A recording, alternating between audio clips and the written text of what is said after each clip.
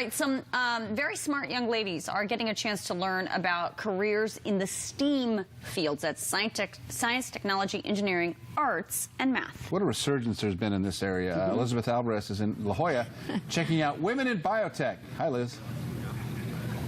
Hey, good morning. Yes, STEAM, the STEAM fields. Let me tell you, if the education 20 years ago was what it's like today, I probably would have pursued a career in science, technology, engineering, arts, and math. This is incredible because we're talking about 300 high school students from San Diego Unified School District who are here at the Salk Institute. I mean, look at this place. It is absolutely beautiful. The Salk Institute, one of the top institutes in the entire world. These young ladies are all here to be encouraged to stay in science, technology, engineering, and arts, math fields. And this morning we were chatting with Michael because Michael's here from the school district. Nice to see you, Michael. Nice to see you. So these students right now are downstairs getting settled in the auditorium.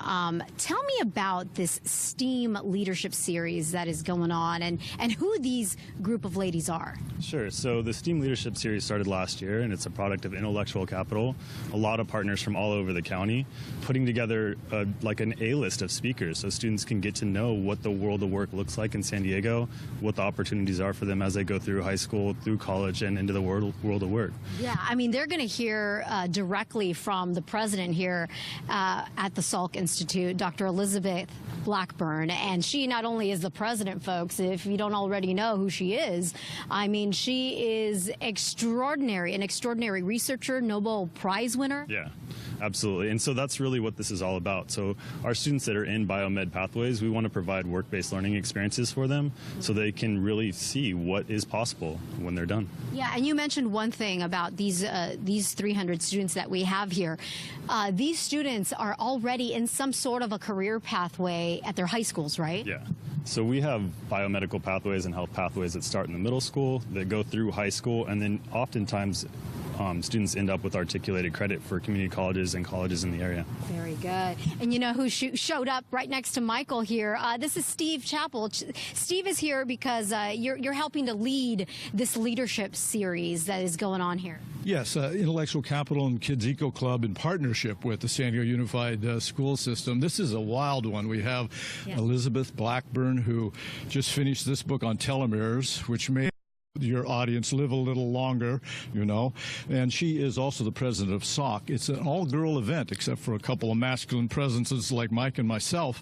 300 girls from 6 different high schools around San Diego, so it's pretty wild. They learn a lot about science and biotech and entrepreneurialism, that kind of bridging of high-tech science and business with the high school system to empower students to get great jobs and careers. And then there's a younger career panel, people from Illumina, from the zoo, and here from SOC as well, so that they can identify with that. It's a fun one, our second annual one. A fun one and an extraordinary experience, and a telomere. What in the world is a telomere? This is the Nobel Prize.